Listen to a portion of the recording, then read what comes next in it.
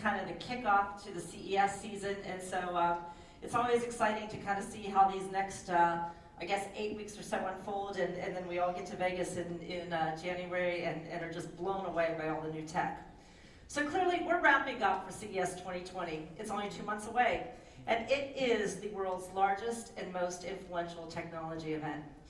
We're expecting more than 4,500 exhibitors and 1,200 startups. And this year, you're going to have a front row seat to actually the brand new convention center space that's being built in Las Vegas. It's being built across the street from North Hall, for those of you who've been to CES in the past. And we're really excited because we're going to be one of the we will be the first show to use it at CES 2021. So I know we haven't gotten to 2020 yet, but we're already working on 2021. So did you know that 61% of the global 500 brands attend CES? Many of them are coming to CES to help build their brand and to reposition their businesses. For example, at CES 2019, we saw John Deere come to the show and showcase how AI is changing farming.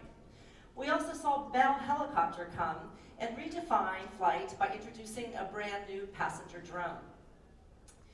Even the consumer product companies are now using CES as a credibility builder in the innovation space. Procter & Gamble is coming back for a second year in a row, and they're expanding some of what they're going to be talking about how technology is helping them reach to the consumers. And companies also come back each year to find new customers and to develop partnerships and launch new products. But it's not just about product launches anymore. Our conference program highlights the world's most influential leaders in more than 300 sessions. These visionaries share insights on premier technologies, and they discuss what continues to help redefine the industry. So what's brand new for CES 2020? Well, CES has a history, as you know, with the travel and tourism industry. We've had Carnival Cruise participate with us a couple years ago. But new this year for CES 2020, we have a dedicated exhibit space for travel and tourism. It's both exhibits and conference programming, and it's focusing on how technology is transforming the travel and tourism industries. We have companies like Delta, who, as Gary mentioned, is also keynoting, that are going to showcase how they can provide an efficient and customized traveler experience for consumers.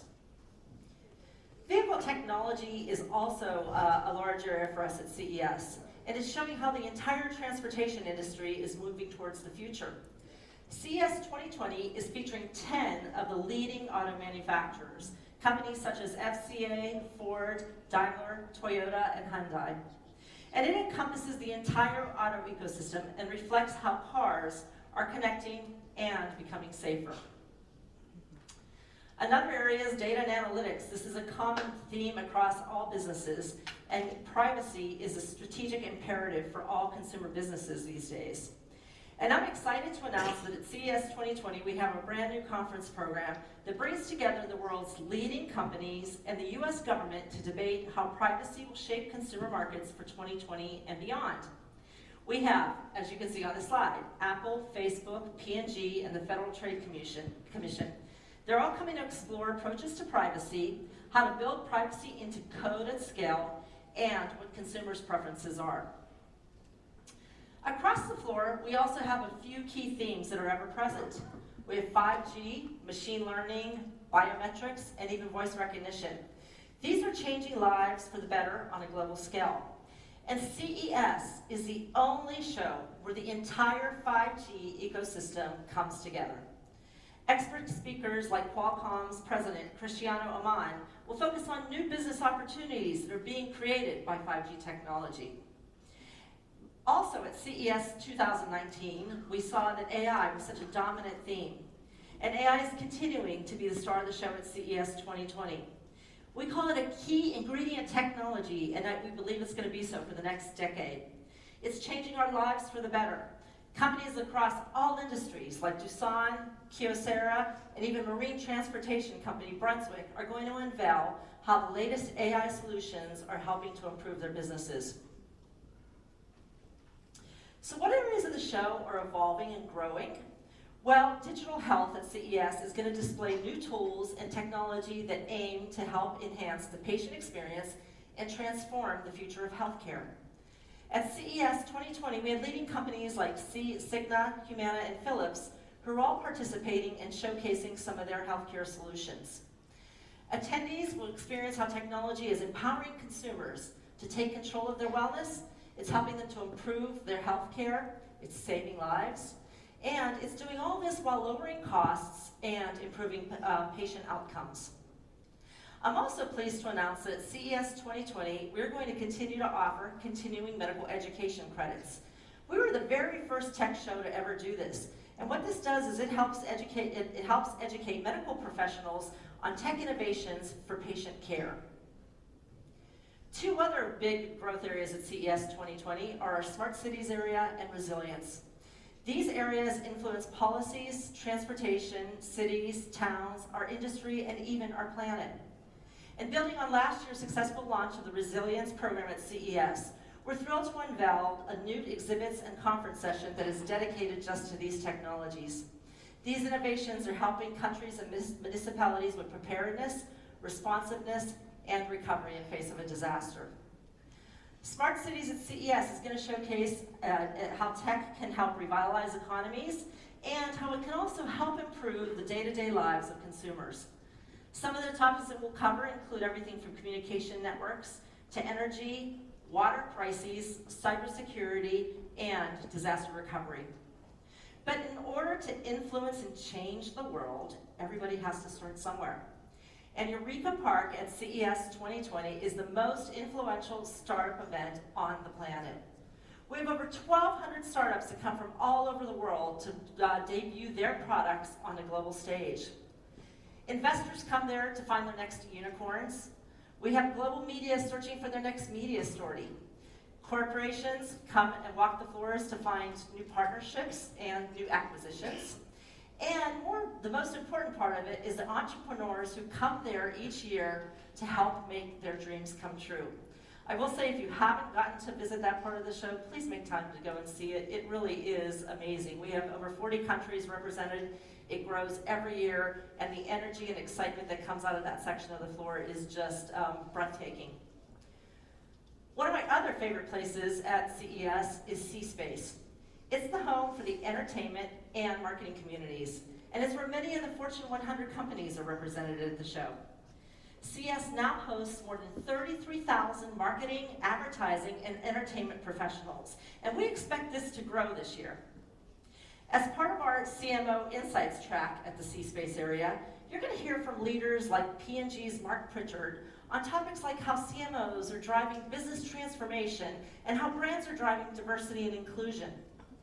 And for CES 2020, we're also thrilled to announce that the sports technology area is being added to C-Space. The marriage of these two communities creates a one-stop shop that helps connect entertainment brands with sports leaders and icons. And each year, our CES Innovation Awards program honors the best products in design and engineering and consumer technology. And I'm thrilled to announce today our honorees. We actually received a record number of submissions for this year's program, and we've given out almost 500 awards. And 31 of those are best of innovations in their category. And so what that means is that they scored a very high score within their specific categories. These are the Best of Innovation Award winners. You can find all of the honorees listed on our website. Please join me in congratulating all these companies, and make sure that you get to see them at CES when you come and visit the show.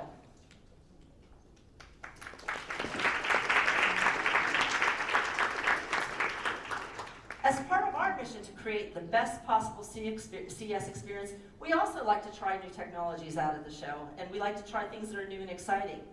And so this year, for those of you who are interested in trying something different, we're piloting facial recognition as an opt-in basis for badge pickup at key registration locations. So this is going to be across CES. It isn't something that's mandatory. You get to opt in and try it if you want to try it. And basically what it's going to be able to do is you're going to be able to walk up, look at a camera, and it'll be able to print your badge, because if you all recall, you're uploading your photo when you register for the show. So try it out if you want to, or don't try it out if you don't.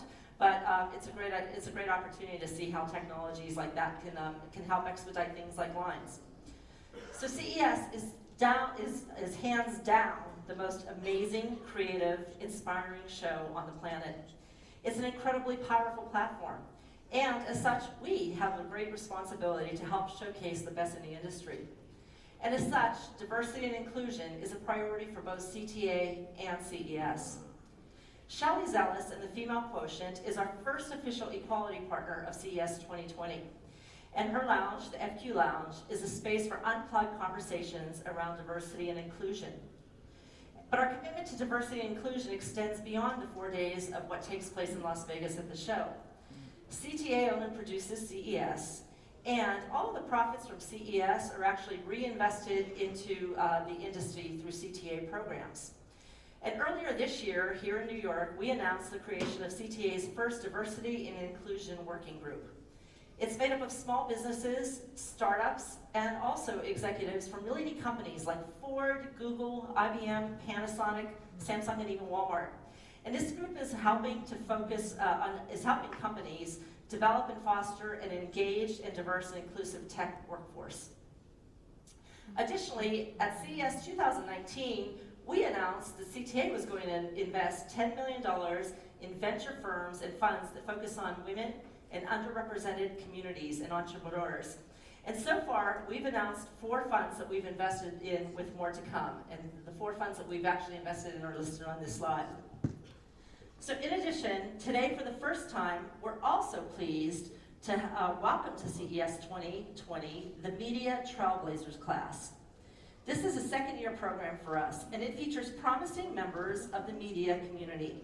And what it is it's designed to help bring the next generation of tech media to CES. And so let's give a hand to these new trailblazers that will be visiting for the first time at CES. Well, we're incredibly proud of the progress that we've made and are doing to help push the industry forward. And while I have been to many CESs, I don't want to tell you how many because then it might tell you that I'm a little older than I'd like to pretend I am. I really, truly can't wait for this year's show. I'm always blown away at how each year when I go and walk the show floors, how we see how technology is just really transforming everyday lives and really helping solve some of the world's biggest problems. Plus, there are just some really cool things to see. So now, I would like to introduce Leslie Warbaugh and Stephen Hummel, who are going to come from they're from our CTA market research team, and they're going to help dive deeper into some of the different trends that are fueling industry growth and some of what you're going to see at CES 2020. This is Stephen and Leslie, come on up.